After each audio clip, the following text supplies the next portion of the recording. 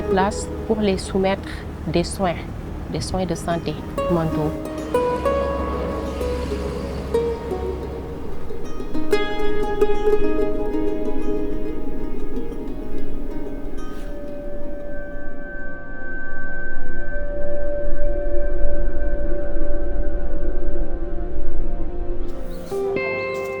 Comme vous le voyez, au Sénégal, il n'y a pas trop de structures de psychiatrie. Parmi tant de régions, vous pouvez aller, mais vous n'allez pas rencontrer une seule structure de santé psychiatrique. Là, nous sommes en route de Fatick vers Sokone pour une consultation psychiatrique. On est là avec l'équipe médicale, avec nos médicaments aussi, avec une petite pharmacie qu'on va utiliser là-bas pour prendre des médicaments. Parce que là-bas, on va trouver différents types de patients, de diagnostics.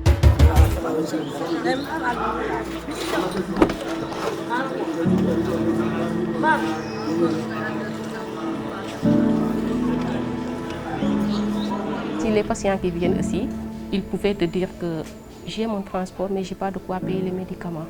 J'ai mon transport, mais je n'ai pas de quoi payer le ticket. Le déplacement était difficile.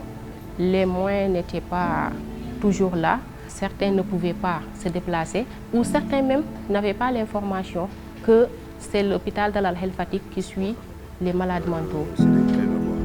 Donc c'est ce qui a nécessité ce déplacement pour faciliter l'accès aux soins de santé de ces populations-là, vu que la plupart sont issus de familles un peu vulnérables.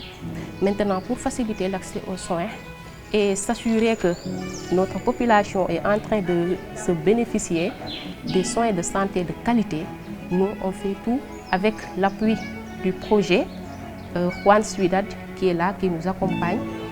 C'est vous-même qui vous déplacez pour venir nous rejoindre et même nous appeler parce qu'on le fait, on les rappelle le rendez-vous pour leur faire savoir que c'est très important de venir au rendez-vous et c'est très important de s'occuper de sa santé, surtout la santé mentale qui est un sujet un peu sensible et un peu tabou ici dans nos localités ici au Sénégal et surtout dans les villages aussi.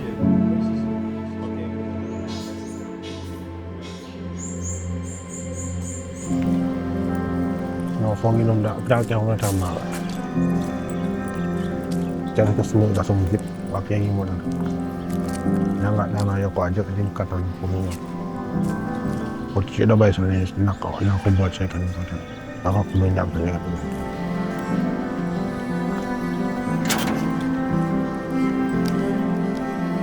On est là pour les écouter, on est là pour les accompagner. Bon, on est là pour essayer toujours de voir c'est quoi leur souci. Après chaque séance, tu peux le faire avec un patient, il vient te dire que « Ah, merci beaucoup, ça m'a permis de m'exprimer, ça fait longtemps que je n'ai pas discuté avec quelqu'un. »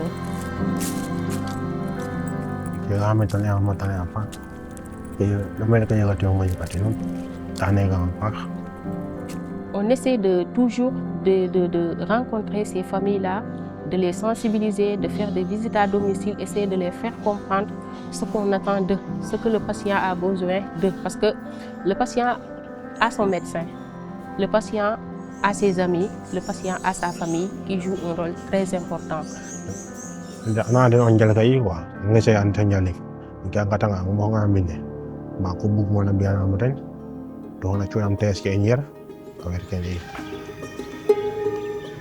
Non seulement nous, on sensibilise tout le monde, c'est le patient qu'on accompagne, mais il y a des familles aussi que la maladie de leur enfant, ça leur affecte.